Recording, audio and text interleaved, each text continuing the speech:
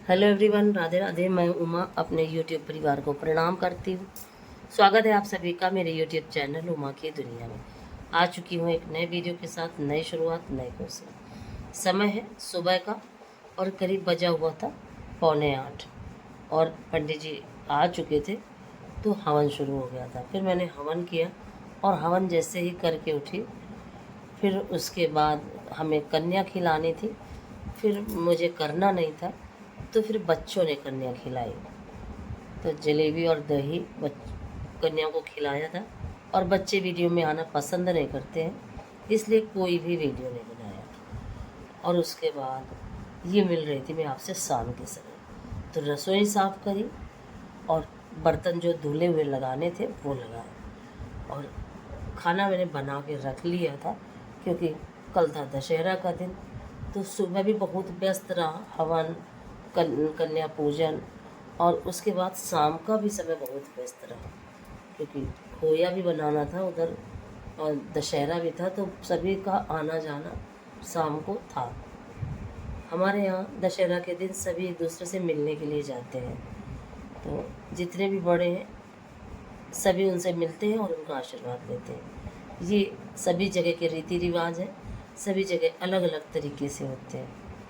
और जो हमारे यहाँ जैसा होता रहा है वैसे ही हम भी सारे रीति रिवाज उसी तरह से करते हैं। तो मैं तो किसी के यहाँ नहीं जा पाई, पिछले 2-3 सालों से मैं किसी के घर नहीं गई।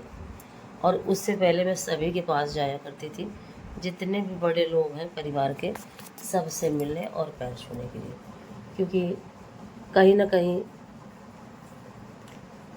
ये जो समय होता है ये हमें पुरानी यादों में ले जाता है। दशहरा का दिन, और मुझे तो बहुत ही ज़्यादा इस दिन दिक्कत होने लगती है। जब सबसे पहली बार जब मेरे पति बीमार हुए थे तो दशहरा वाला ही दिन था, और उस दिन सुबह से ही मुझे इतनी ज़्यादा बेचैनी थी कि मुझे कुछ समझ में नहीं आ रहा था। बस मन ही मेरा कह रहा था कि क्या करूं, कैसे करूं। और फिर मम्मी से बात करी, मम्मी से पूछा कि मम्मी, और जबकि मुहूर्त नहीं था, और बस मेरा मन ये कह रहा था किसी तरह से दशहरा की पूजा कर लूँ बस। और बस पूजा करके खड़ी ही हुई, और दाल, हमारे यहाँ चने की दाल बनती है, चने की दाल निकाली, चावल निकाला और आटा निकाला, बस निकाल के रखा ही था। और बस उनको दिक्कत होने लगी थी। फिर मैं लेके कानपुर गई। फिर हमारे साथ जो हुआ मैं आपको बता नहीं सकती, लेकिन ये दिन हमेशा जब भी दशहरा आता है तब उससे पहले और उस दिन या बाद में कहिए, वो यादें नहीं भूलती हैं, और वो चीज़ें बराबर रील की तरह दिमाग में चलती रहती है। तो ये दिन में मुझे वैसे भी बहुत ज़्यादा कष्टदायी समझ में आता है। फिर उसके बाद सभी का आना जाना रहा, खोया बनाना था तो 1:30-2 बजे तक तो खोया बनाया। फिर आज सुबह बहुत लेट उठी, ये बाल्टी खाली करनी थी, बच्चों को ज़रूरत थी, तो सारा सामान बच्चों ने निकाल के बाहर रख दिया था। अब मुझे इसे सब उठा के व्यवस्थित करके रखना था। इसको व्यवस्थित करके रखती हूँ, झाड़ू करती हूँ, पोंछा करती हूँ, और फिर से अपने सारे काम शुरू करती हूँ। तो जो पुरानी यादें होती हैं इस तरीके का, जब हमारे साथ कोई हादसा हो जाता है वो कभी भी हमारे दिमाग से निकलता नहीं। हालांकि मैं बहुत कोशिश करती हूँ कि सारी बातें भुलाऊँ, लेकिन जैसे ही दशहरा वाला दिन आता है उस दिन, और उस दिन ऐसा था मेरे साथ, मैं अकेली हॉस्पिटल में, और उनकी हालत इतनी ख़राब, और ना तो मेरा दिमाग काम कर रहा था ना मेरा शरीर काम कर रहा था। चारों तरफ भीड़ ही भीड़ दिखाई दे रही थी मुझे, लेकिन वहाँ अपना कोई नहीं दिखाई दे रहा था। और वो डर मेरे अंदर इस तरीके से बैठ गया कि वो आज तक मैं अपने दिमाग से नहीं हटा पाई। हॉस्पिटल के नाम से ही मुझे डर लगता है, और कितना भी परेशानी आए तो बस ये लगा करता है कि कभी भी हॉस्पिटल ना जाना पड़े, एक रोटी हम कम खाएं, ईश्वर हमें इतना देना कि हमारा बस जीवन चलता रहे, लेकिन ज़्यादा न देना, लेकिन कभी मुझे ही नहीं किसी को भी हॉस्पिटल के चक्कर न लगाने पड़े। और उस दिन, वो दिन और आज का दिन, मैं कभी भी हॉस्पिटल नहीं गई। और जब कभी डॉक्टर को क्लिनिक में दिखाया भी है तो अंदर एक डर जैसा बना रहता है। और उसके बाद वो बातें जब सोचो तो और भी ज़्यादा दिक्कत होती है। लेकिन क्या है, जीवन है, दिन तो वही लौट लौट के बार बार आते हैं हमारे जीवन में। उस समय को हम भुला थोड़ी ना सकते हैं। हाँ, लेकिन कोशिश करती हूँ कि वो बातें याद ना आए, लेकिन वो एक रील की तरह अपने आप ही चलने लगती है। बच्चों को ऐसे ही भूखा छोड़ के मैं उनको लेके कानपुर चली गई थी दिखाने के लिए। वहाँ जाए डॉक्टर ने भर्ती किया और फिर जो हुआ मेरे साथ ये मैं आपको बता नहीं सकती। बहुत ही बुरा वक्त था। और ये दशहरा का दिन जब जब आता है तो वो बुरा दिन मुझे हमेशा याद आने लगता है। और फिर ये बच्चे कहीं खोया जाना था तो सब वेट कर करके और पन्नी में भर के रख रहे थे। और ये बीच में क्लिप आ गई है, ये मैंने देखा ही नहीं। हालांकि बच्चे अगर जानेंगे तो बहुत गुस्सा होते हैं कि मत बनाया करो हमारे वीडियो। बच्चों का क्या है, उनको कहीं ना कहीं ये लगा करता है कि मैं वीडियो ना बनाऊँ।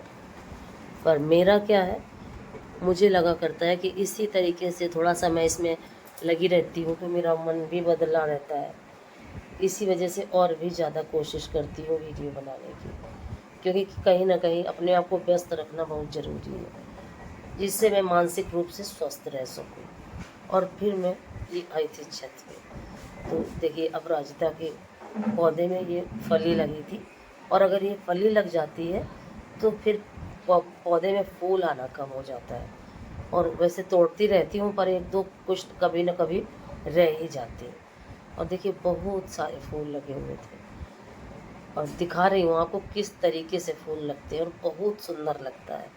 और जब ये और बिल्कुल सेम गुलाब के जैसे ये फूल लगते हैं।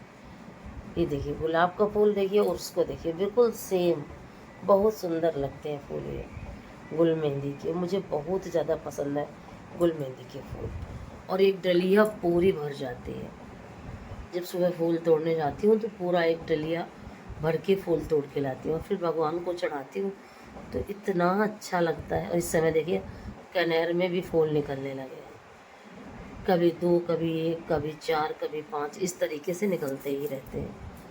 और देखिए गुल मेहंदी कई कलर के फूल हैं। और जब ये इतने रंग बिरंगे फूल भगवान को माला बना के या ऐसे ही चढ़ाओ तो बहुत सुंदर है। भगवान से यही प्रार्थना करती हूँ कि इतने ही रंग सभी के जीवन में भरें प्रभु, क्योंकि जिस दिन जीवन रंगहीन हो जाता है उस दिन जीने की इच्छा खत्म हो जाती है। तो सभी के जीवन में माता रानी इसी तरह से रंग भरती रहे जिस तरह से ये फूल पेड़ों पे लगे हुए हैं। और देखिए कितने सुंदर गुच्छे गुच्छे के जैसे, और गुलाब के फूल की तरह बिल्कुल सेम वैसे ही लगते हैं। और ये फूल मुझे बहुत ज़्यादा पसंद है और भगवान को चढ़ाने में तो और भी ज़्यादा अच्छे लगते हैं। और इसी तरह से गुच्छे गुच्छे में ये लगते भी हैं और एक एक पेड़ में बहुत सारे सारे फूल निकलते हैं। तो मैंने सोचा आज आप सभी को दिखाती हूँ कि कितने ज़्यादा फूल पेड़ पौधों में लगे होते हैं और जब तोड़ो तो कितना अच्छा लगता है खुद को, और भगवान को चढ़ाने के बाद तो और भी अच्छा लगता है। कई गुलाब के फूल भी निकलते हैं और खूब सारे ढेर सारे फूल अगर हो जाते हैं भगवान को चढ़ाने के लिए तो सभी भगवान जी को चढ़ भी जाते हैं। और गेंदा के फूल मैं एक भी नहीं तोड़ रही हूँ, क्योंकि गेंदा का फूल रखूँगी दीपावली के लिए। अब अगर मैं तोड़ने लगूँगी तो फिर सारे ही फूल क्या होगा, टूट जाएंगे। तो फिर दीपावली के समय काफ़ी, हालांकि दीपावली में फूल मंगाने पड़ते हैं मुझे, बाहर से मैं मंगवाती हूँ, लेकिन फिर भी कोशिश करती हूँ कि जो अपने घर के फूल हों वो बने रहें। और इस पौधे में बहुत सारी कलियाँ लगी हैं, जिस दिन इसमें फूल निकलेंगे तब आपको दिखाऊंगी। बहुत सारी कलियाँ और ऐसे समझ में नहीं आती। और देखिए इस पौधे में भी फूल निकलने लगा है। इस तरीके से ये हरी भरी मेरी फूलों की बगिया मुझे बहुत ही ज़्यादा अच्छी लगती है। अपने पूरे घर में मुझे सबसे ज़्यादा सुकून यही मिलता है। और जब मैं आती हूँ छत पे तो मुझे ये लगा करता है कि मैं नीचे ना जाऊँ। फिर मैंने फूल तोड़े और आज का वीडियो यहीं से ख़त्म करती हूँ। अगर थोड़ा सा भी अच्छा लगे तो सपोर्ट ज़रूर करिएगा। और तोड़ने में बहुत सारा समय लग जाता है, एक एक फूल चुनना पौधे से, और बहुत अच्छा फील होता है। उसके बाद मैंने अपने सारे काम किए, सारा सब कुछ, जीवन का जो भी सुख है वो हमारे काम में ही है। हम अपने काम के साथ अपने आप को जितना व्यस्त